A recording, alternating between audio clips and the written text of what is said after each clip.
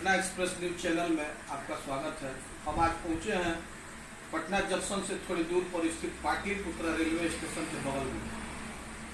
यहाँ पर पहुंचने का कुछ विशेष प्रयोजन यह है कि ग्रामीण चिकित्सकों को लेकर सरकार द्वारा बहुत तरीक़ा की भ्रांतियाँ फैलाई जा रही है। कुछ सरकार के लोग फंसाने की बातें करते हैं, वहीं ग्रामीण चिकित्सक लोगों को सेवा देते आ रहे हैं, या कोरोना काल हो या कोई भी सरकार से नहीं संभलने वाला प्रोग्राम होता है तो उसमें ग्रामीण चिकित्सकों को लेकर और सुविधाओं को मुहैया कराने की व्यवस्था सरकार द्वारा की जाती है। लेकिन जब भी कोई ग्रामीण चिकित्सक आगे बढ़ता हुआ दिखाई देता है तो सरकार के लोग इसे देख नहीं पाते और कई तरीके का क्लेम इन पर लगाते रहते हैं।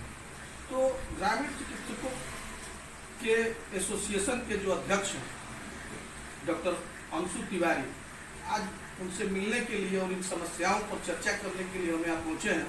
आइए डॉक्टर साहब से मिलते हैं और समझते हैं कि क्या समस्या है। डॉक्टर साहब, आपका स्वागत है पटना एक्सप्रेस। बहुत बहुत धन्यवाद। पटना चैनल को मैं धन्यवाद देता हूँ रंजन जी आपको कि आपने जो सवाल किया है कि सरकार तरह तरह के प्रशिक्षित ग्रामीण चिकित्सकों को शिकंजा कसने का काम करती है और उन्हें गलत संज्ञान देकर विधानसभा विधान परिषद में माननीय स्वास्थ्य मंत्री और माननीय MLC डॉक्टर राजवर्धन जी द्वारा क्वेश्चन किया।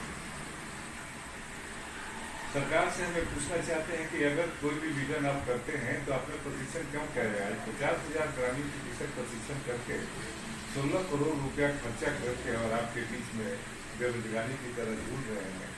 आपके बड़े बड़े नेता हर दम इस चीज का डेली पेपर में आता है 1 करोड़ नौकरी दे रहे हैं, 1 करोड़ नौकरी दे रहे हैं। एक तरफ जो मानव को सेवा कर रहा है उसको आप धरने पकड़ने का काम कर रहे हैं, उसको डराने का काम कर रहे हैं। वो आपके डराने से डरने वाला नहीं है और आपके पास सारा तंत्र है। अगर हो सके तो बंद करके इसको एक बार देख लीजिए, आपको खुद पता चल जाएगा इसका क्या असर होता है। कुछ लोग गलती करते हैं, उसको पकड़िए।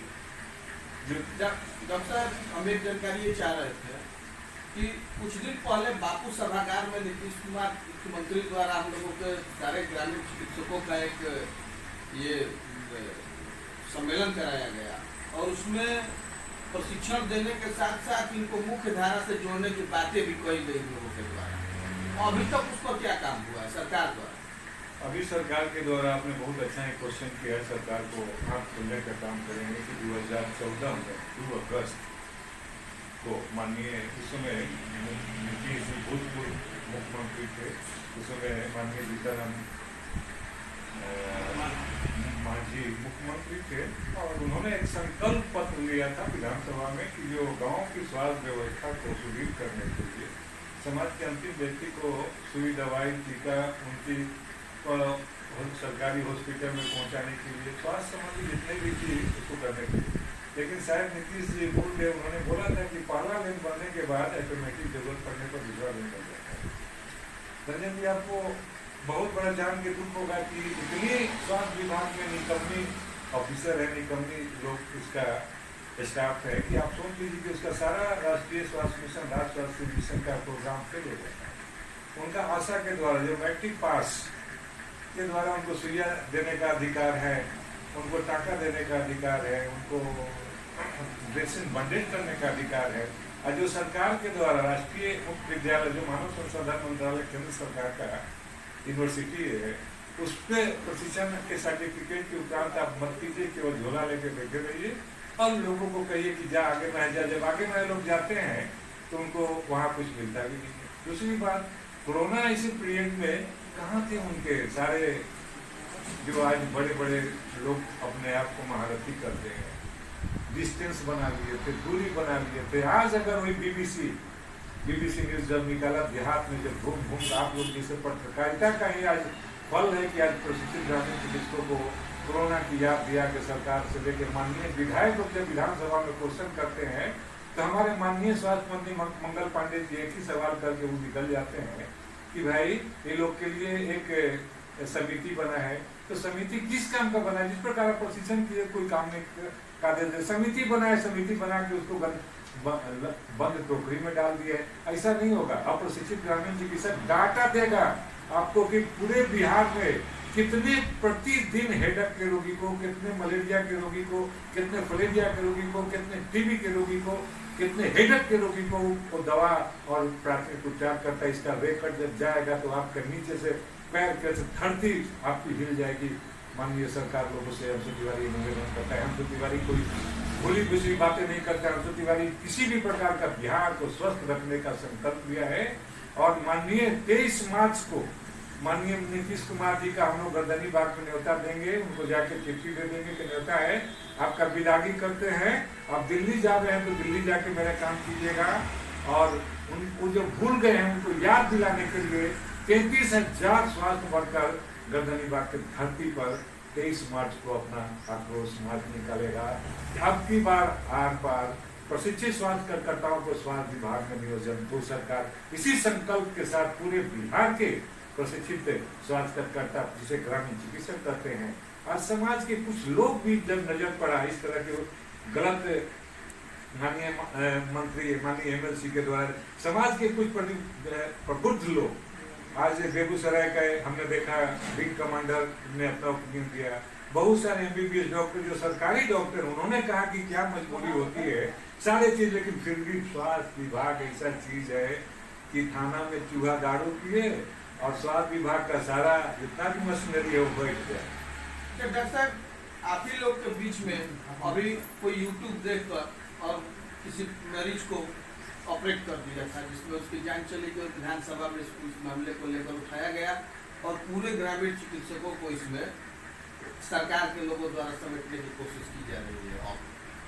तो ऐसे में क्या आप लोगों ने सरकार से कुछ गाइडलाइन प्राप्त किया है कि ग्रामीण चिकित्सक किस गाइडलाइन पर काम करें, कितने दूर तक चले और कितने कहाँ तक चले और कहाँ रुक जाए? आप बहुत अच्छा शायद यूट्यूब देख के ऑपरेशन करने वाले जो आप सरकार है आप पकड़िए, कौन मना करता है? जो गलत काम कर रहा है स्वास्थ्य विभाग में उसको आप पकड़िए, कौन मना करता है? कोई मना नहीं करता। ये आपका एक बहाना है, आपका जवाब सही नहीं है।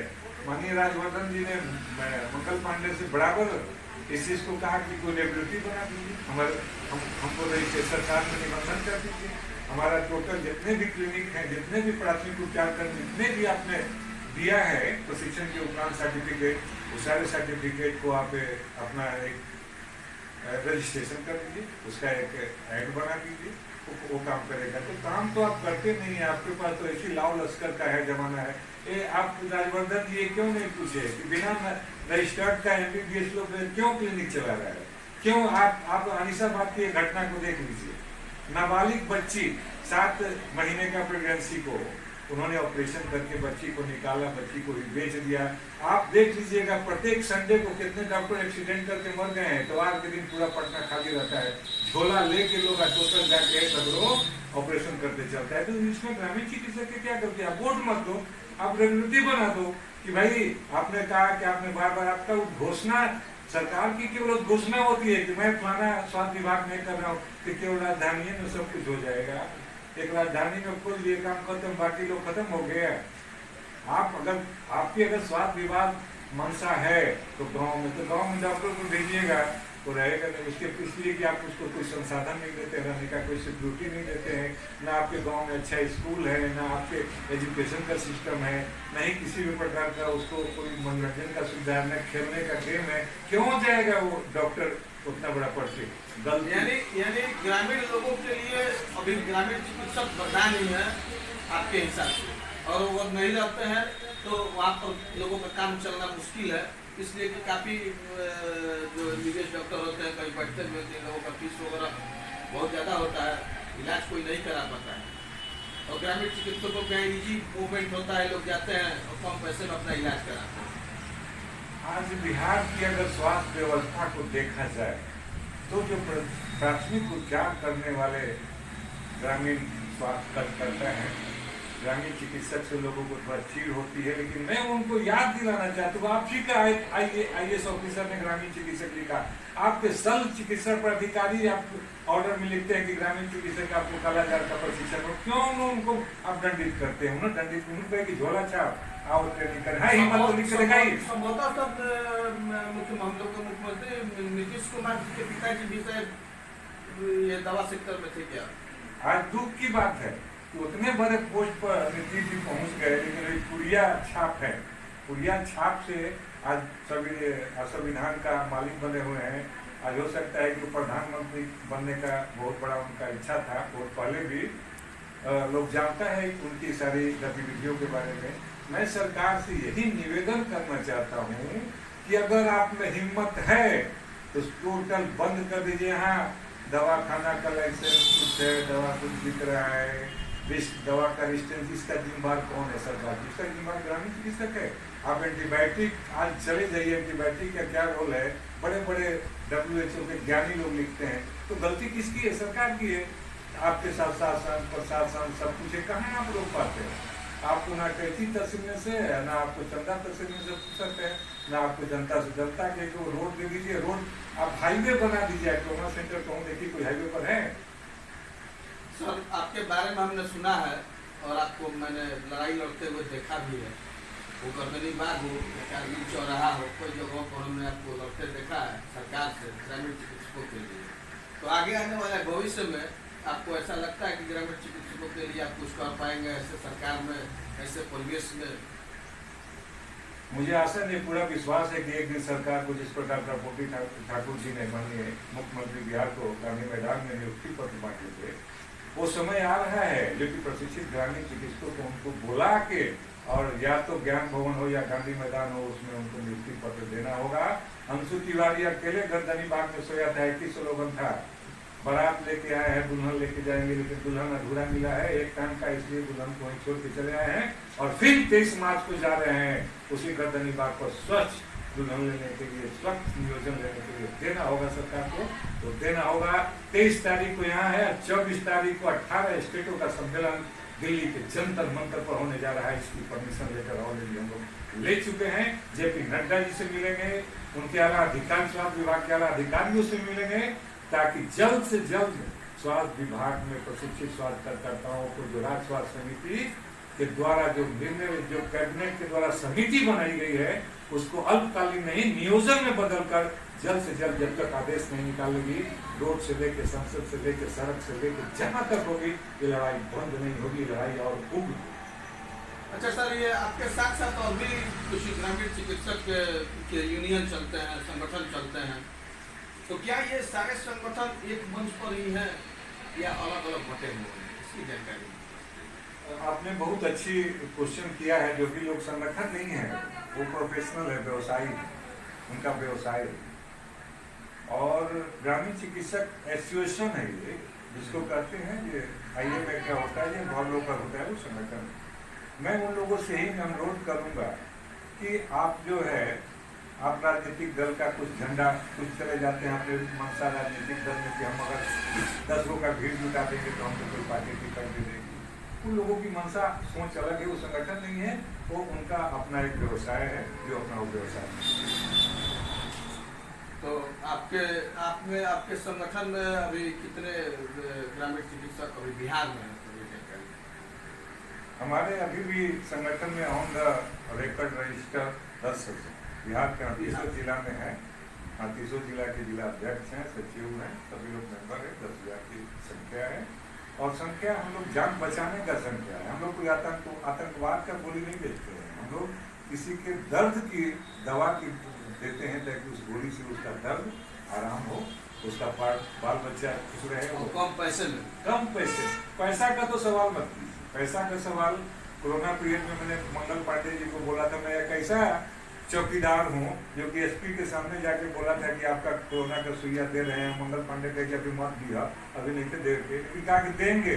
हम जनता को आपके भरोसे और आपकी इस लाल लश्कर पर नहीं छोड़ेंगे, और नाव पर टप के झोंपड़ी में जाके मलिन बस्तियों में जाके कुछ भी करके सब लोगों को कोरोना का, अगर हिम्मत है सरकार को, है अगर चेक करना है तो जाके उस रजिस्टर को चेक कर ले, जिसमें प्रशिक्षित कार्यकर्ताओं ने इंजेक्शन भी दिया, लेकिन उनके विभाग के अफसरों ने उसको लिपा पोती करके क्या दिखाया है, वह विभाग का चीजें देख रहे कि भ्रष्ट विभाग है, जिसमें कुछ नहीं है, जो लिखा न पढ़ी, जो पांडे जी कही वही सही, बाकी वो कुछ नहीं। तो 27 मार्च को आप लोगों का फिर ये धरना प्रदर्शन का कार्यक्रम चलेगा?